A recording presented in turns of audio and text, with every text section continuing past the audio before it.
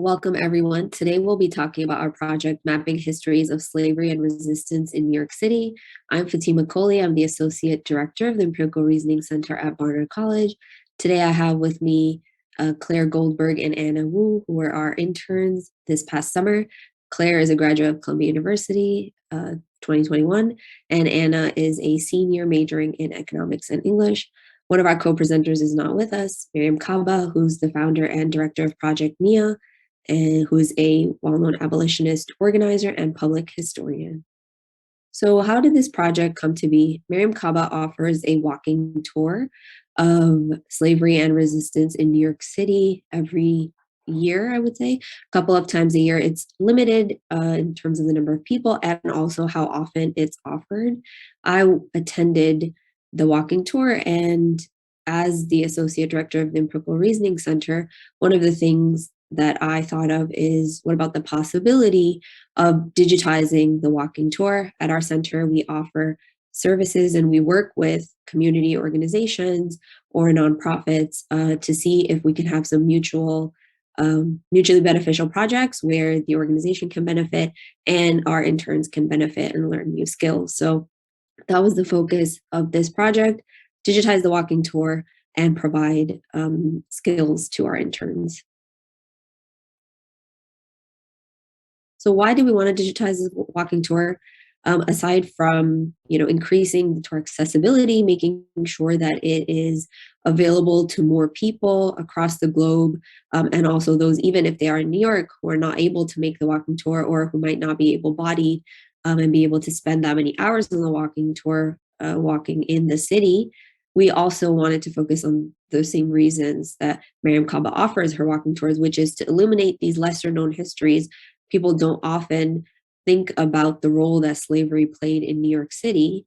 And the other reason is to make history more proximate and come more alive so that people who are currently organizing can see the continuities in both oppression and resistance and tie that to their organizing today. I'll pass it off to Claire now. So this is a quick run through of our project timeline. First was research history, which included going through Mariame Kaba's history on her tour and also incorporating additional research that we did. Next, we created a plan for digitizing the tour. Then we met with Mariame Kaba over Zoom, and we discussed our priorities and direction for the digitized tour. Next, we attended the tour in person, and then we started digitizing the walking tour. And finally, we combined walking tour with additional spatial data into a website. So what is a history? Mariame Kaba highlights three points, like three aspects of the history of Black people in New York on her walking tour. The first is the experience of Black people in early New York from 1613 to 1865. She also discusses the history of brutality and enslavement. And lastly, she incorporates the history of resistance and abolition. One site on the tour that encapsulates all three is the home and grocery store of abolitionist David Ruggles, pictured on the left. So in the store, Ruggles only sold products made by free labor and hired self-emancipated Black people. Enraged racist arsonists burned down the store twice. He was also repeatedly arrested and jailed, but he continued his work in the face of all of that.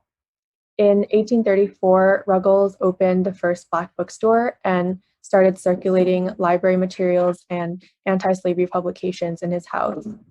Ruggles also helped formalize and organize the Underground Railroad. His home was an important stop in the railroad, where more than 600 fugitives passed through it. One of those fugitives was Frederick Douglass. He also developed a radical philosophy called practical abolition, which embraced civil disobedience and self-defense for Black people. He believed that Black people facing slave catchers and kidnappers had the moral right to respond with violence. These images depict two more stops on the tour. The first is the site of a store that was run by Arthur Tappan. he and his brother Lewis were two of the most important white abolitionists in the United States. Both brothers were very religious, and because of their faith, they refused to take advertising from immoral businesses. To them, that included those who were involved in the slave trade.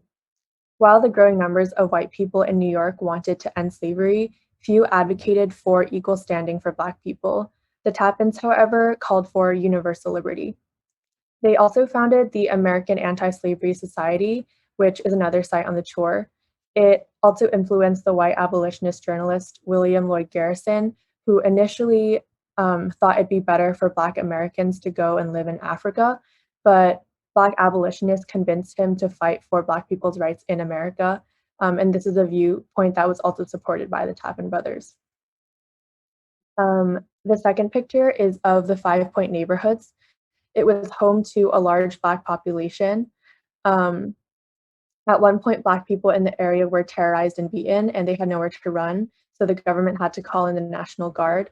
But it was one of the few places in New York where freed Black people could find housing, and it quickly became a home to a rising Black middle class.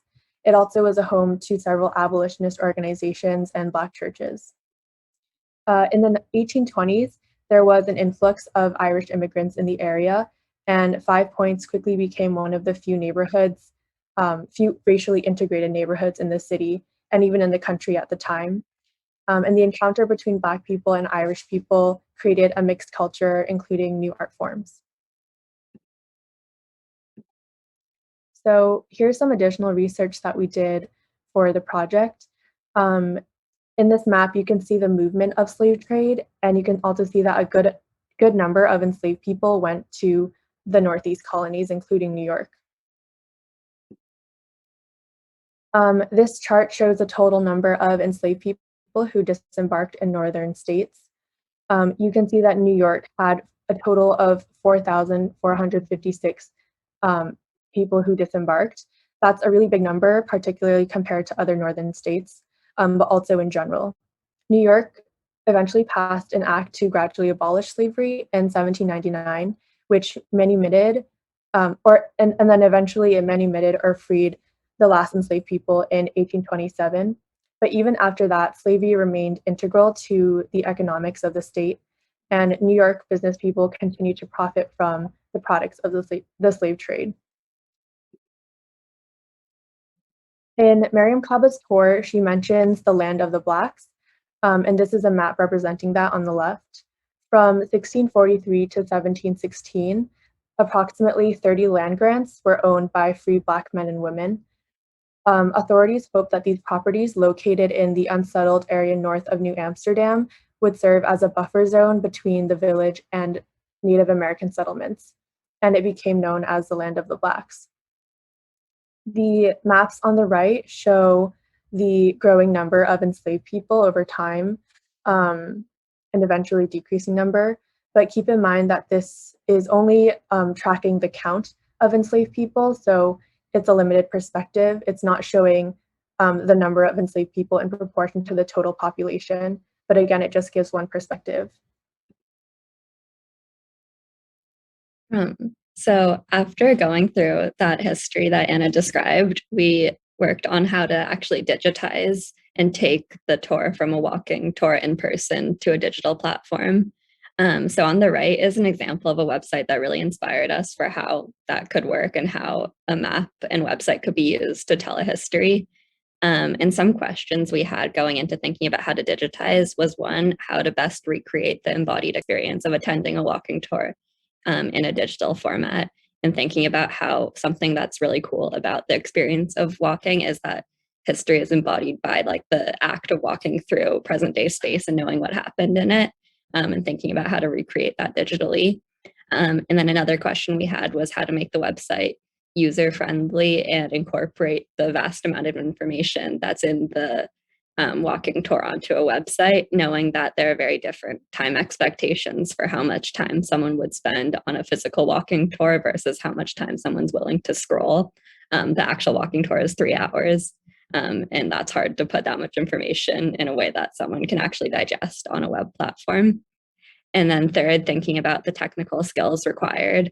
So yeah, again, with this example, we were really inspired by the possibilities of a digital platform, but also came to it with limited knowledge of web development and JavaScript and HTML and CSS and Mapbox and all the different platforms we would need. And so we had to like learn those and think about what we would have to learn to digitize appropriately. And here is an example, going back to one of those questions about how to like encapsulate the embodied experience of going on a walking tour in a digital platform. Here's like an example of a site where that was really relevant, which is at New York City Hall. Historically, New York City Hall was the site of a lot of racist law and oppression.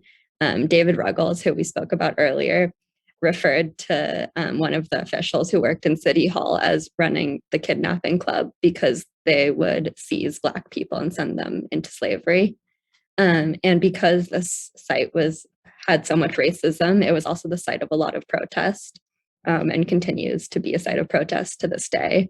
And on the right is like what the experience of someone walking through City Hall would have, seeing it in the present as they learned about the history. And something that we tried to incorporate on the tour and is still an ongoing question.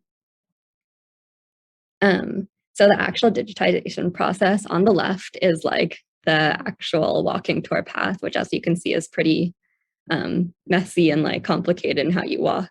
And on the right is a map of 1800 of like the closest to what the city space looked like at the time of this history.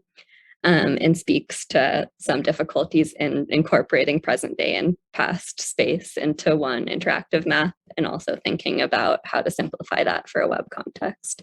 And on the right are some of the platforms we went through for doing that we'll go into now. So we started with NightLab Story Map, which is a very user-friendly platform where you basically enter in a headline and some text, and you can add an image and put in the coordinates for a point, and it creates a walking tour for you. So we started with that. And some of the pros of this is that it's very user-friendly, easy to use, and because it's created by people who really understand web development, it's very mobile-friendly and accessible, and easy to use. But some cons were that we couldn't really add other spatial information and other map layers and other data to it in different layers, and it was pretty difficult to, or not really possible to, edit the formatting and aesthetics of it. And also it doesn't really show the exact walking path. It just sort of draws these lines between points, as you can see, to sort of guess, but it's not the actual walking tour path. So we started with this, but wanting more functionality, we decided to move to Mapbox. So Mapbox has this scrollytelling template, which, as you can see, allows you to add a lot of different layers, and basically it updates as you scroll and is very customizable and integrates easily with Mapbox's other web tools. But the difficulty with this is that it required knowledge of HTML and JavaScript that we didn't have going into it, so we had to learn those skills as we created our map. And it wasn't fully customizable because given that it requires a lot of code to customize it fully, and we didn't have that information, it was difficult to do so. But we ended up creating a map, a scrollytelling map. Here's a segment of it. And as you can see, it updates as you scroll. It has different layers and shape files and has 3D buildings to sort of get that sense of the physical present day space of New York, and has different images and media attached to it. And then after creating that, we used Glitch to integrate that scrollytelling map onto a website so we could add other information also and combine various elements. So how the website looks is there's an intro about the slave trade, and then an overview of the map, a link to the NightLab one also in case that's easier. And then we split up the tour into 3 tabs to make it more manageable for users to go through. And then in addition, there is a background tab and a further reading tab with information that Mariame Kaba sent us. And that also speaks to the utility of a web platform, and that we could add a lot of additional information that you wouldn't necessarily be able to see all in one place in a physical tour. And then here's another example of an interactive map we created. This one is of 1834 riots targeting Black New Yorkers and Black and white abolitionists. And it speaks to the variety of different resistance tactics and methods that were happening in the city, and also the immense violence that they were subject to.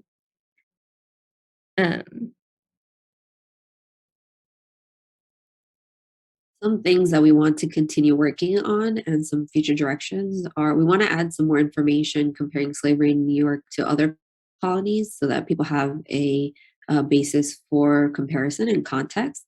We also want to map additional aspects, incorporate additional historical maps, and if, as possible, incorporate more present day images of the site so that we can sort of tie together the past and the present, more so similar to the way it is during the walking tour itself. We want to continue to add interactivity, figure out a way also to connect the background and this additional information that we've added to the site more seamlessly into the walking tour. Perhaps one thing that we've also considered is adding either video clips or audio clips to the sites as well. And lastly, one of the goals that Mariame Kaba has that we also concur with is making this a tool that can be used for educational settings. So whether for college students or also for K-12 students, and we want to make sure that we test the user interface and make sure that it's suitable for different educational settings and ages. Some ongoing questions that we have that we don't fully feel like we have the answers to and are still figuring out is this question of, is high tech or more code actually better? Does it encourage increased user engagement, or does it only seem like it does? You know, just because we add interactivity doesn't necessarily mean people will use the interactivity in the way that we envision. And so are these extra time, skills, etc., actually worth it? That's something that we're still figuring out and deciding for ourselves. We know high tech, more code is alluring, but there's no answer for us yet as to whether it's actually better. The second is maybe limitations to learning without experts. While here at the center, we have an expertise in data analysis and spatial analysis in particular. And I have some experience also working with JavaScript and HTML and CSS and was able to guide the students.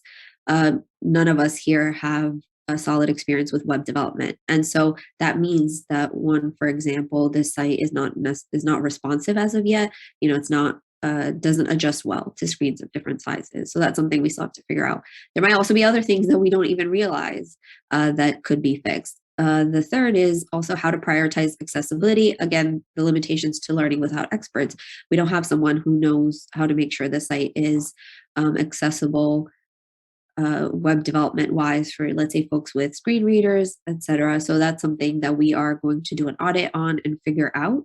While we made the walking tour accessible for folks who maybe are not able-bodied or might be in different locations, there are still other ways to improve on that question. And so here is a summary. Here's the link to the site so you can check it out. It's walkingtournyc.glitch.me. And just a summary of what we did again. So we highlighted these histories of slavery and resistance, recreated this walking tour digitally. Some things that we are still figuring out are the pros and cons of different tech platforms. And we have some lingering questions around tech and accessibility. And one, I think, comment that I want to make is also give your students some more agency in the process. I think that I was worried initially about all the tools that the students would have to learn, but they took that on, they took on that challenge. And so I would encourage folks, if they can, to allow that to happen. We've included our emails here. So please, if you notice anything on the site that we can improve, please email us, and we welcome your questions on Slack. Thank you for listening to our presentation.